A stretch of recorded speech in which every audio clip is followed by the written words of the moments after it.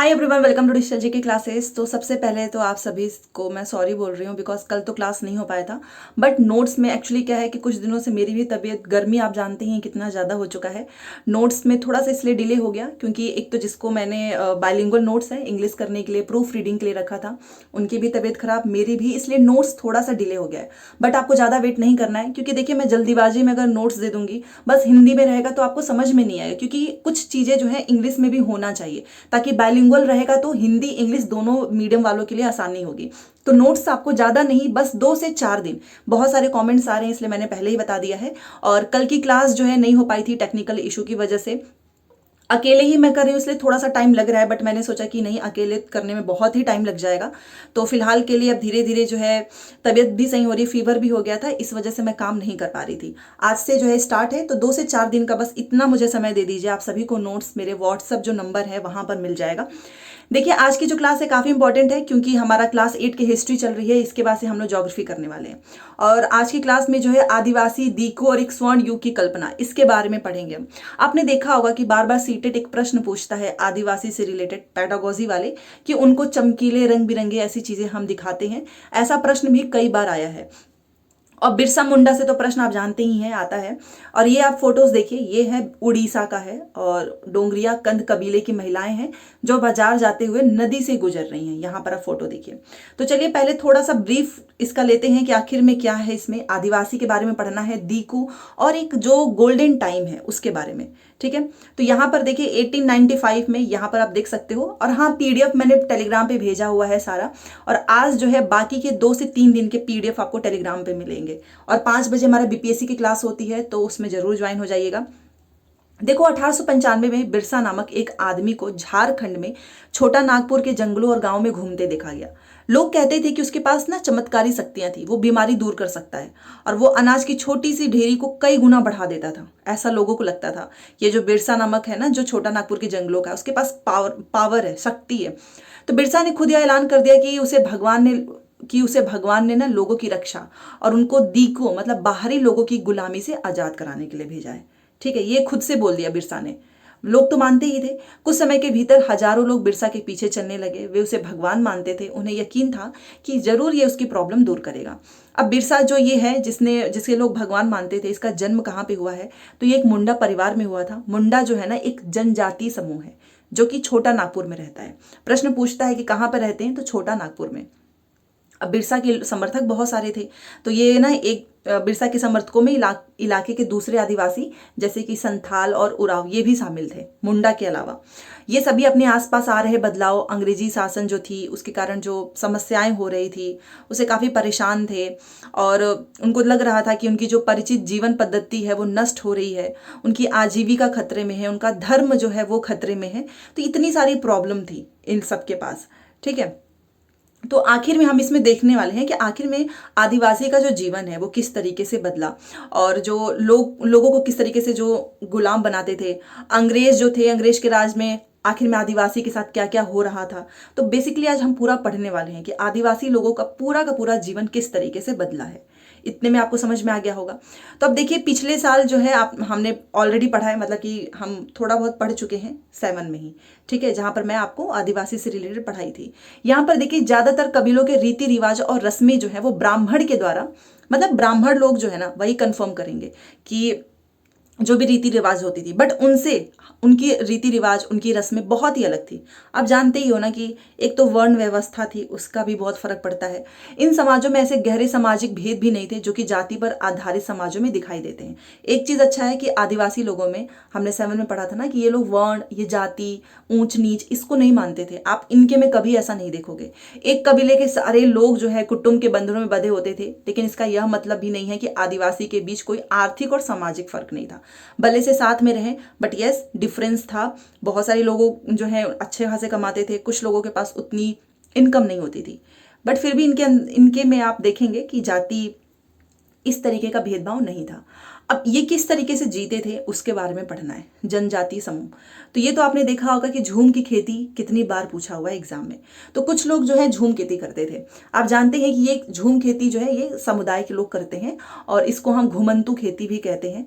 और इस तरह की खेती अधिकांशतः जंगलों में आपने देखा होगा छोटे छोटे भूखंडों पर की जाती है।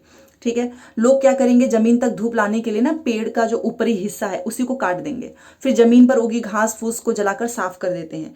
इसके बाद वे घास फूस के जलने पर पैदा हुई राख को खाली जमीन पर छिड़क देंगे, क्योंकि आपको पता है जब जल की राख हो जाएगा ना तो उसमें पोटास होती है जो कि मिट्टी उपजाऊ करने के लिए बहुत ही हेल्पफुल होता है। फिर वे कुल्हाड़ों से पेड़ों को काटेंगे, जमीन को जो है ऊपरी सतह उसको खुरच देंगे, खेत को जोतने और बीज रोपने की बजाय उन्हें बस खेत में ऐसे बिखेर देंगे। जब एक बार फसल तैयार हो जाती थी तो उसे काट कर वे दूसरी जगह के लिए चल पड़ते थे। जहां से उन्होंने भी फसल काटी थी वह जगह कई साल तक पड़ती मतलब परती परती का मतलब होता है कि खाली आपने ऐसे छोड़ दिया है। घुमंतु किसान जो है ना वो मुख्य रूप से पूर्वोत्तर और मध्य भारत की पर्वतीय व जंगली पट्टियों में रहते थे। यहाँ पर बताया जा रहा है कि झूम खेती करने से पहले क्या क्या चीजें की जाती हैं, और इन आदिवासी समुदायों की जिंदगी जंगलों में मतलब बिना किसी रोक टोक के बिना वाजाही के फसल उगाने के लिए जमीन और जंगलों के इस्तेमाल पर आधारित थी। मतलब ऐसा नहीं कि कोई इनको मना करेगा कि भाई तुम नहीं यहाँ पर कर सकते हो, ये आप आराम से अपना बिना किसी रोक टोक के अपना काम करते थे, और ये इसी तरीके से घुमंतु कर सकते थे। मतलब एक जगह से दूसरी जगह पर जाएंगे, फिर वहाँ का जो पेड़ वेड़ है उसको हट काटेंगे, फिर उस जमीन पे जो है वहाँ पे जो वो छोटे छोटे पत्तियां होती हैं घास फूस उसको जलाएंगे। तो ये इनका काम था। अब परती तो आपको पता है कि कुछ समय के लिए आप छोड़ दीजिए, आप वहाँ पे खेती मत कीजिए। और ऐसा क्यों करते हैं, ताकि मिट्टी जो है ना दोबारा से उपजाऊ हो जाए। अब कंटिन्यूअस आप उसमें जो फसल जो है लगाते रहेंगे तो मिट्टी की जो उर्वरता है वो धीरे धीरे कम होती है। साल आपको पता है एक पेड़ होता है, और महुआ आपने खाया भी होगा। महुआ की जो है यूपी वगैरह बहुत जगह जो है इसकी पूड़ियाँ भी बनती हैं। तो ये एक फूल होता है जिसे खाया जाता है। सुबह के समय आपने देखा होगा कि घर के सामने महुआ के पेड़ से मतलब पेड़ से छोटे छोटे इसके येलोइश कलर के इसके फूल होते हैं, और इसका शराब बनाने के लिए भी इस्तेमाल होता है। ठीक है। फिर से ऊपर हमने देखा था ना डोंगरिया उड़ीसा का, यहाँ पर देखिए कंद कबीले की ओर ये पडानू की पत्तियां हैं। इन पत्तियों की सब्जियां भी बनती हैं, वो इकट्ठी करके लेके जा रही हैं, और इन पत्तियों से पत्तले भी बनाई जाएंगी। ठीक है। आजकल तो किसी भी पत्ती से कोई भी सब्जी बन जाती है। तो यहाँ पर हमने देखा कि ये इनका जो जीवन यापन था वो घुमंतु खेती करके, झूम खेती करके ये लोग अपना करते थे।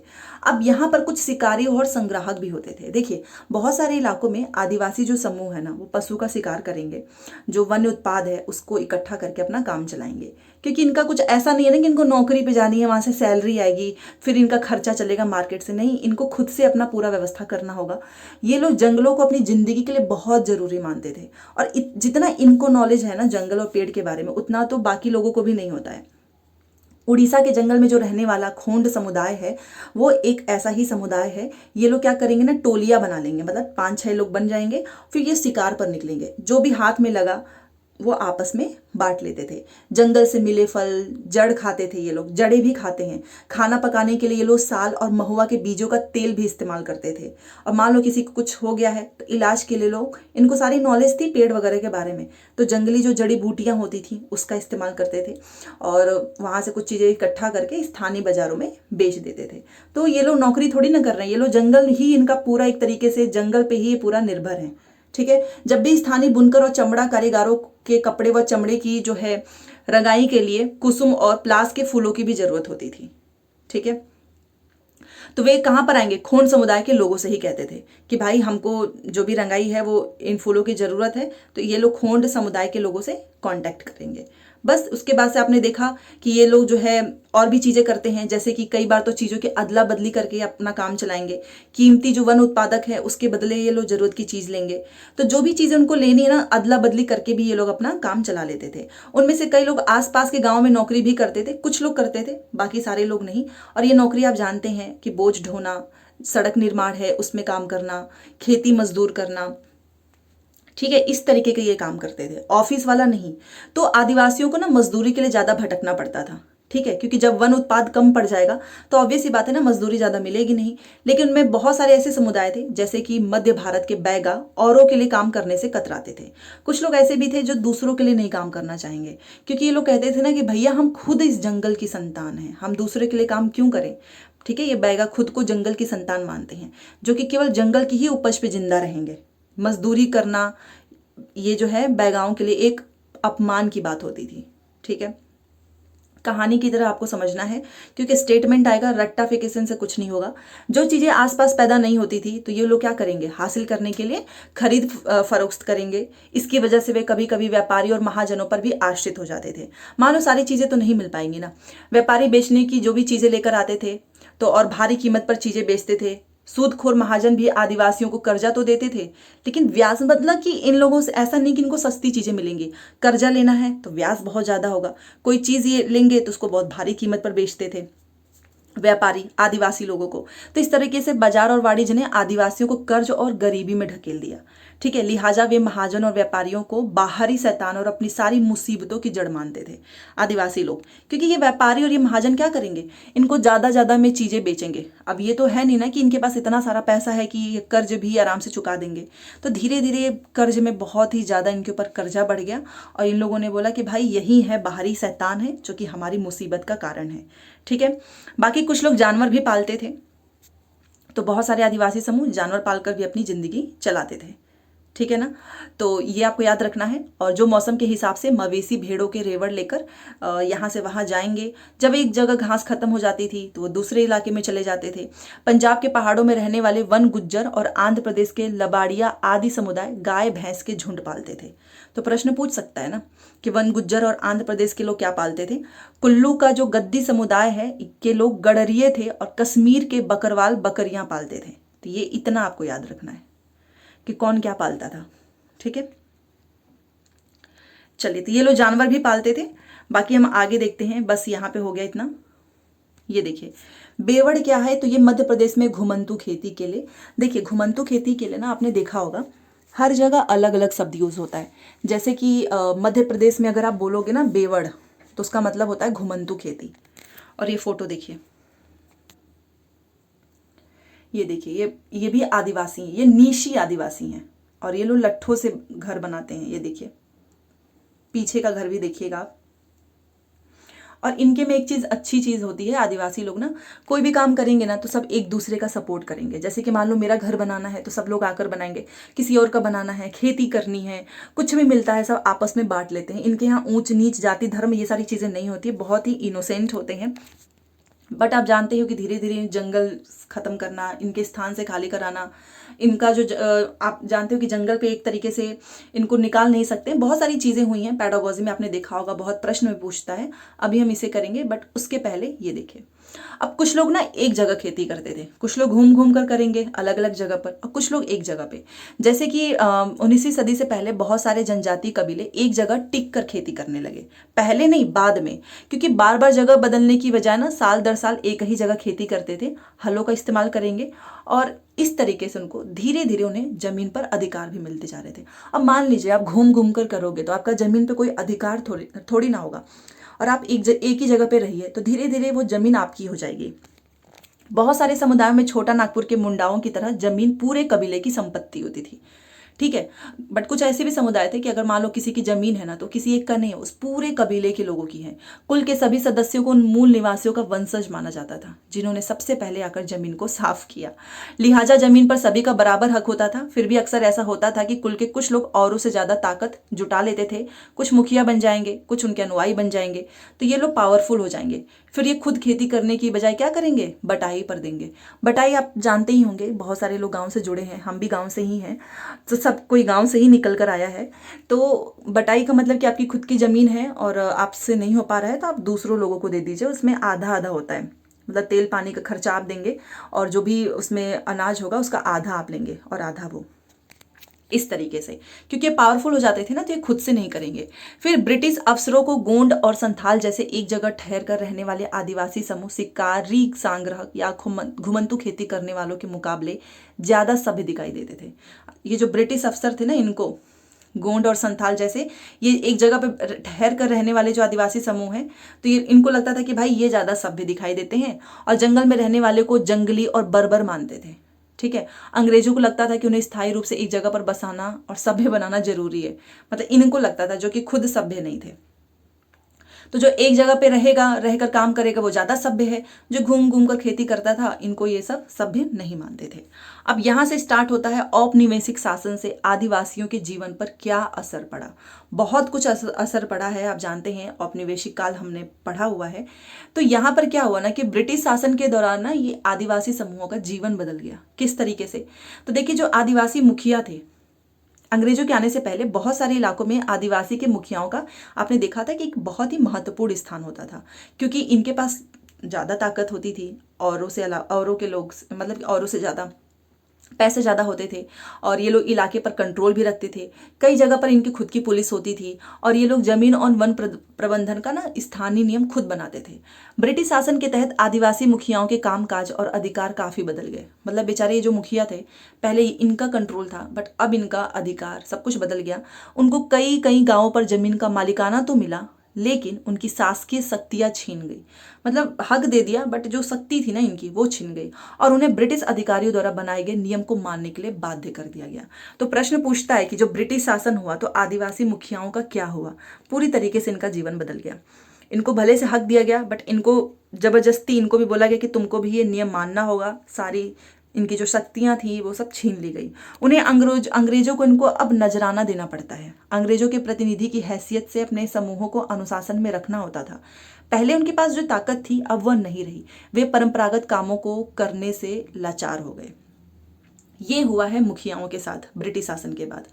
तो ये मुखिया के साथ हो गया। अब घुमंतू के साथ क्या हुआ है? जो घुमंतू काश्तकार थे, इनके साथ भी तो कुछ हुआ होगा। देखो, ऐसे समूह जो अंग्रेजों को काफी ये एक ऐसा समूह था, अभी ऊपर देखा ना हमने कि ये घुमंतू को असभ्य मानते थे और बर्बर हैं ये। तो ये ऐसे समूह थे जिनको अंग्रेजों को काफी परेशानी थी। आप जानते ही हो कि जो यहाँ वहाँ भटकते रहते थे और एक जगह ठहर कर नहीं रहते थे। घुमंतू लोगों से तो वैसे भी इनको दिक्कत थी, तो वे चाहते थे ना कि आदिवासी के समूह जो है एक जगह रहें, एक जगह स्थायी रूप से रहें। और ये आप पहले फोटो देखिए, ये गुजरात का एक जंगल में ना खेती कर रही हैं भील की औरतें। ये देखिए, घुमंतू खेती गुजरात के बहुत सारे वन क्षेत्रों में अभी भी है। ऐसा नहीं है कि अभी नहीं है, अभी भी लोग करते हैं गुजरात के बहुत सारे वन क्षेत्रों में। और आप देख सकते हैं कि यहाँ पेड़ों को काट दिया गया है और खेती करने के लिए जमीन साफ कर दी गई है। ये देखिए, पेड़ काट दिए गए हैं और यहाँ पर खेती करेंगे अब ये लोग। तो अंग्रेज जो है घुमंतू लोगों को चाहते थे कि ये सब ना स्थायी रूप से रहें और खेती करें। स्थायी रूप से एक जगह रहने वाले किसानों को क्यों ऐसा? देखो, ये बहुत चालाक थे, क्योंकि इनको पता है कि भाई जो एक जगह रहेगा ना, तो हम इस पे अपना कंट्रोल करेंगे, बड़ा आसान होगा। अंग्रेज अपने शासन के लिए आमदनी का नियमित स्रोत भी तो चाहेंगे। अब मान लीजिए आप यहाँ पर काम कर रहे हो, ठीक है, यहाँ पे जो अनाज हो आप बेच वाच के निकल लिए, फिर आप दूसरी जगह पे चले जाओगे, तो अंग्रेज आपसे कुछ वसूल भी नहीं पाएगा। तो ये चाहते थे कि भाई एक जगह रहो और नियमित स्रोत भी तो मिलना चाहिए। फलस्वरूप उन्होंने जमीन के बारे में अब नियम बना दिया। उन्होंने जमीन को माप कर प्रत्येक व्यक्ति का हिस्सा तय कर दिया। उन्होंने यह भी तय किया कि किसे कितना लगान देना होगा। कुछ किसानों को भूस्वामी और दूसरों को पट्टेदार घोषित किया। ठीक है, पट्टेदार जो है अपने भूस्वामियों का भाड़ा चुकाते थे और भूस्वामी सरकार को लगान देते थे। मतलब ये इनका भाड़ा चुकाएंगे और ये जो भूस्वामी है ये सरकार को लगान देगा। ठीक है, हम ऑलरेडी पट्टेदार के बारे में पढ़े हैं चैप्टर 2 में। झूम काश्तकार को स्थायी रूप से बसने की अंग्रेजों की कोशिश बहुत कामयाब नहीं रही। ये चाहते थे कि भाई ये सब घूमे ना और एक जगह रहें। इनकी कोशिश ज़्यादातर कामयाब नहीं रही। जहाँ पानी कम हो, मिट्टी सूखी हो, वहाँ हलों से खेती करना आसान नहीं होता, बल्कि हलों की मदद से खेती करने वाले झूम काश्तकार को अक्सर नुकसान ही हुआ है, क्योंकि उनके खेत अच्छी उपज नहीं दे पाते हैं। इसलिए पूर्वोत्तर राज्यों के झूम जो काश्तकार हैं इस बात पर अड़े रहें कि उन्हें परंपरागत ढंग से ही जीने दिया जाए, हम एक जगह नहीं रुकेंगे। व्यापक विरोध के फलस्वरूप अंग्रेजों को आखिरकार उनकी बात माननी पड़ी और ऐसे कबीलों को जंगल के कुछ हिस्सों में घुमंतू खेती की छूट दी गई। तो ये जो थे ना घुमंतू लोग, इन पे ज़्यादा अंग्रेज कंट्रोल कर नहीं पाए, क्योंकि इन्होंने बोला भाई हम क्यों एक जगह रहें। अब एक जगह रहेंगे तो ज़मीन उतनी उपजाऊ होगी नहीं, पैदावार होगा नहीं, तो हम क्यों रहें। इसलिए ये विरोध किए और ये इसमें कामयाब भी हुए। अब कुछ आता है वन कानून और उनके प्रभाव। यहाँ पर आप ये फोटो देखिए, ये है आंध्र प्रदेश में धान की खेती। आप देखते ही ऐसे ही होता है, धान की खेती में काम करते आदिवासी। ठीक है, तो वन कानून और उनके कुछ प्रभाव हुए। तो अभी हमने देखा कि आदिवासी समूहों का जीवन जंगल से जुड़ा है, और वन कानून में आए बदलाव से आदिवासी का जो जीवन है उस पर भी बहुत ही ज्यादा असर पड़ा। मैंने स्टार्टिंग में ही बताया, जब एक कानून आया ना तो इनके जीवन पे असर पड़ा। अंग्रेजों ने सारे जंगलों पर अपना कंट्रोल कर लिया और कह दिया कि देखो, जंगल को अपने राज्य की संपत्ति घोषित कर दिया। जो जंगल आदिवासी का था, अपना बोलते थे कि हम इनके संतान हैं, उस पर अंग्रेजों ने कंट्रोल कर लिया। कुछ जंगलों को आरक्षित वन घोषित कर दिया। ऐसे जंगल थे जहां अंग्रेजों की जरूरतों के लिए इमारती लकड़ी पैदा होती थी। इन जंगलों में लोगों को स्वतंत्र रूप से घूमने, खेती करने, फल इकट्ठा करने, पशुओं का शिकार करने की इजाजत नहीं थी। तो ये सब कर लिया इसने, अंग्रेजों ने। ये प्रश्न पूछता है स्टेटमेंट में, इसलिए मैं आपको सारी चीजें करा रही हूँ। स्लीपर क्या होता है? तो ये देखिए, लकड़ी के 36 तख्ते होते हैं जिन पर, देखा होगा आपने, रेल की पटरियां बिछाई जाती हैं। 36 जो तख्ते नहीं लगे होते हैं इस पे, उसी को बोलते हैं स्लीपर। तो यहाँ पे अंग्रेज ने ना जंगल पे ही अपना कंट्रोल कर लिया और यहाँ पे अब किसी को इजाजत नहीं थी। तो ऐसी सूरत में झूम जो काश्तकार हैं वो कैसे जिंदा रहेंगे भाई, क्योंकि उनकी तो पूरा जीवन ही उसी पे निर्भर है। ठीक है, अब इसलिए उनमें से बहुत को मजबूरन रोजगार की तलाश में दूसरे इलाकों में जाना पड़ा। ठीक है, तो जैसे ही अंग्रेजों ने जंगल के भीतर आदिवासी के रहने पर पाबंदी लगा दी, उनके सामने एक समस्या पैदा हो गई। समस्या यह थी कि रेलवे स्लीपर्स के लिए पेड़ काटने, लकड़ी को एक जगह से दूसरी जगह ले जाने के लिए मजदूरों का इंतजाम कहाँ से किया जाए। ठीक है, औपनिवेशिक अधिकारियों ने इसका भी एक हल ढूंढ निकाला। उन्होंने तय किया कि झूम काश्तकार को जंगल में जमीन के छोटे टुकड़े दिए जाएंगे, वहां पर वो खेती कर सकेंगे, बशर्ते गांव में रहने वालों को वन विभाग के लिए मजदूरी करनी पड़ेगी। इतने चालाक थे, अपनी खुद का काम कराने के लिए इनको बोला कि ठीक है, छूट है, बट तुमको मजदूरी भी करनी पड़ेगी, जंगल की देखभाल करनी होगी। इस तरह बहुत सारे इलाकों में वन विभाग ने सस्ते श्रम की आपूर्ति सुनिश्चित करने के लिए एक वन गांव बसा दिया कि एक तो सस्ता है श्रम, हमारा काम भी हो जाएगा, और इनको छूट भी दे दिया गया। ठीक है, ये देखिए, यहाँ पर आप देखिए, ये गोदारा औरतें बुनाई कर रही हैं, ये चारपाई इस तरीके से कुछ बुन रही हैं, ये गोदारा औरतें हैं। तो बहुत सारे आदिवासी समूहों ने औपनिवेशिक वन कानून का विरोध किया। ये जो कानून आया था, उन्होंने नए नियम का पालन करने से भी इनकार कर दिया आदिवासी लोगों ने, और उन्हीं तौर तरीके से चलते रहे जिन्हें सरकार गैर कानूनी घोषित कर चुकी थी। कई बार उन्होंने खुलेआम बगावत भी की। 1906 में सोंग्रम संगमा द्वारा असम में और 1930 के दशक में मध्य प्रांत में हुआ वन सत्याग्रह इसी तरह का विद्रोह है। प्रश्न आपसे पूछ सकता है कि सोंग्रम संगमा ये कब हुआ? 1906 में असम में, और 1930 में हुआ मध्य प्रांत में वन सत्याग्रह, इसी के विद्रोह में हुआ था, क्योंकि ये गैर कानूनी थी, घोषित कर चुकी थी, और लोग अब इसका जो है खुलेआम इसका विरोध भी कर रहे थे। व्यापार की समस्या भी आने लगी। 19वीं शताब्दी के दौरान जनजाति समूहों ने पाया कि व्यापार और महाजन जंगलों में जल्दी जल्दी आने लगे हैं। वे वन उपज खरीदने, नगद कर्जा देने और आदिवासी को मजदूरी पर रखने के लिए आ रहे थे। इन सारे बदलावों से क्या असर पड़ने वाला है, तो ये जो है आदिवासियों को समझ में आने लगा। पहले तो नहीं, बट धीरे धीरे उनको समझ में आने लगा। यह समझने के लिए रेशम उत्पादों की जो स्थिति को देखिए, हमने पढ़ा भी है पहले भी। तो देखो, 18वीं सदी में भारतीय जो है वो रेशम की यूरोपीय बाजारों में भारी मांग थी। भारतीय रेशम की अच्छी गुणवत्ता सबको अट्रैक्ट कर रही थी। भारत का निर्यात बहुत तेजी से बढ़ रहा था। जैसे जैसे बाजार फैला, ईस्ट इंडिया कंपनी के अफसर इस मांग को पूरा करने के लिए रेशम उत्पादन पर जोर देने लगे। नील के साथ भी तो यही हुआ था। नील की खेती हमने देखा था ना, जिस चीज से इनका फायदा हो रहा था तो ये उसके उत्पादन पे और भी ज्यादा जोर कर रहे थे। वर्तमान झारखंड में स्थित हजारीबाग के आसपास रहने वाले संथाल रेशम के कीड़े पालते थे। जो ये संथाल हैं, आज भी होते हैं।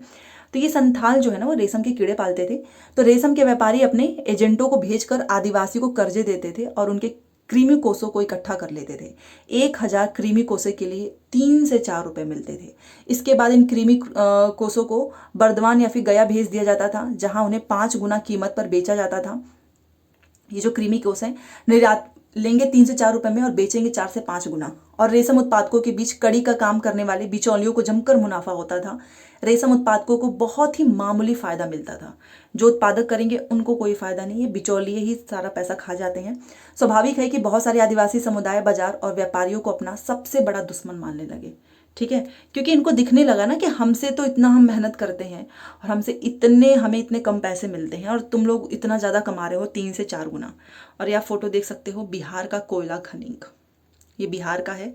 ठीक है, जो झरिया और रानीगंज है ना, वहां पर कोयले खदानों में काम करने वाले ये 50% तो आदिवासी ही थे। यहाँ पर देखिए, और आपको पता है ये बहुत खतरनाक होता है शरीर के लिए, बहुत ही ज़्यादा खतरनाक होता है, और इसमें जान भी चली जाती है। बहुत सारे मजदूर मारे जाते हैं।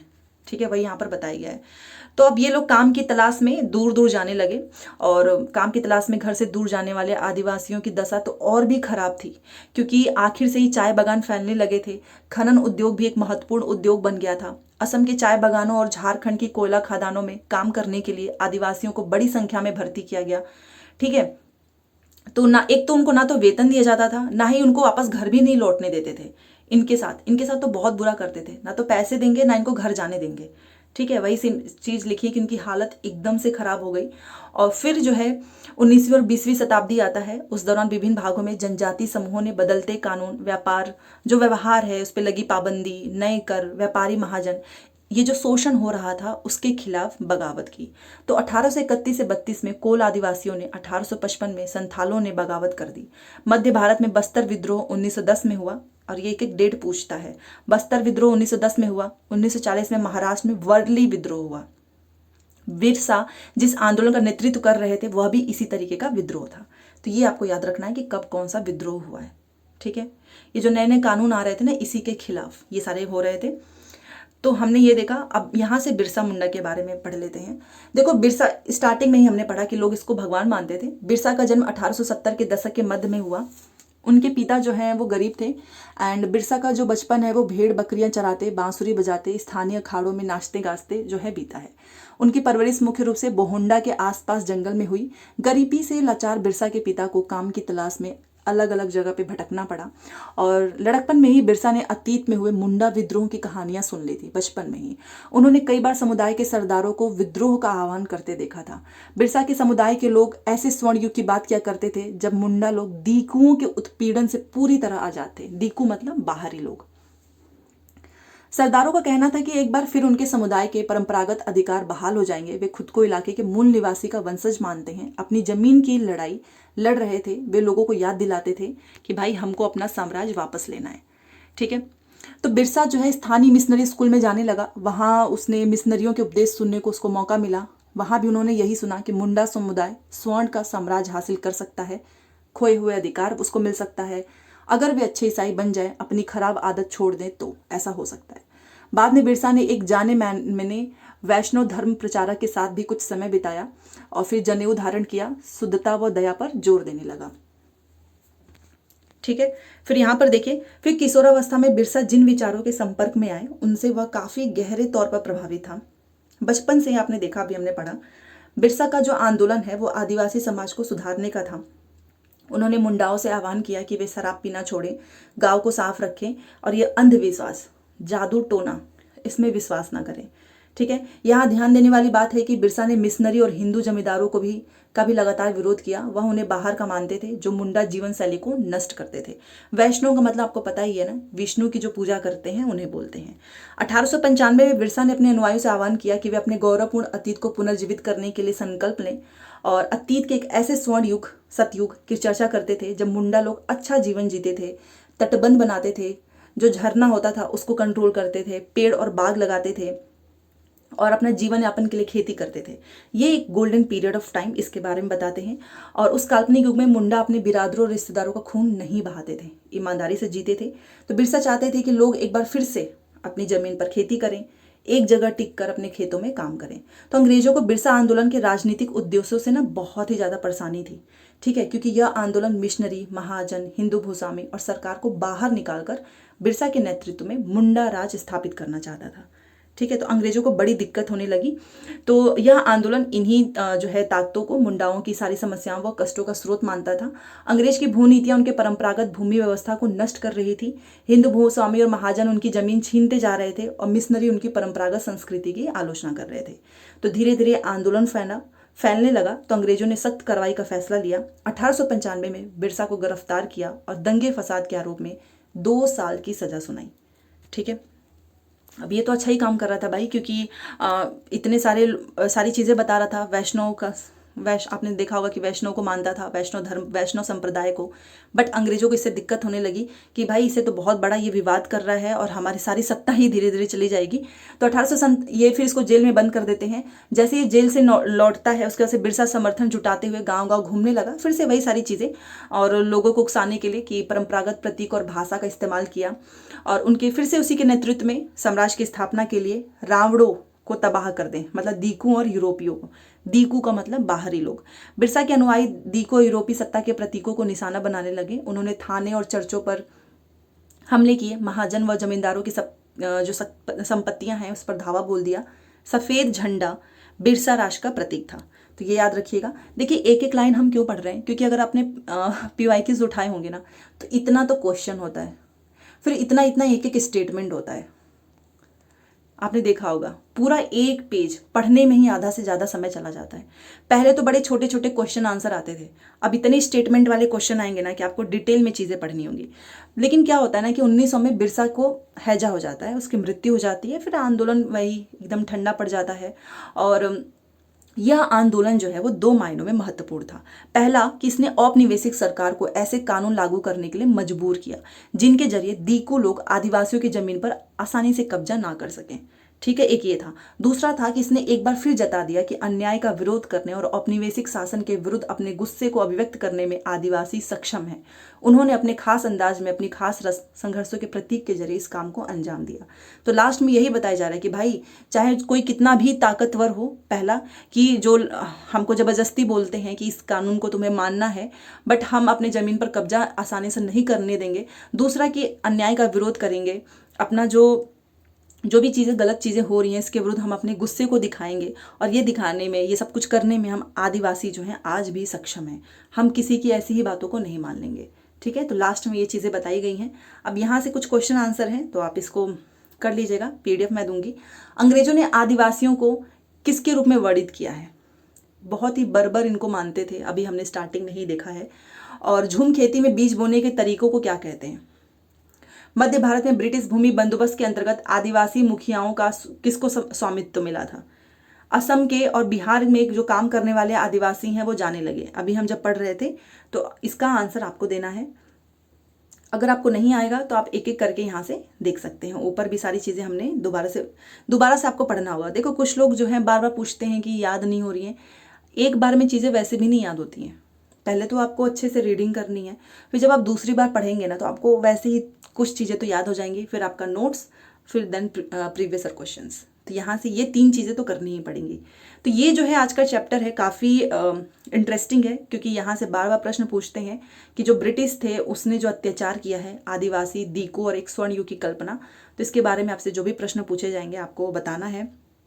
मिलते हैं शाम को 5 बजे BPSC GS हमारा ज्योग्राफी भूगोल की क्लास में।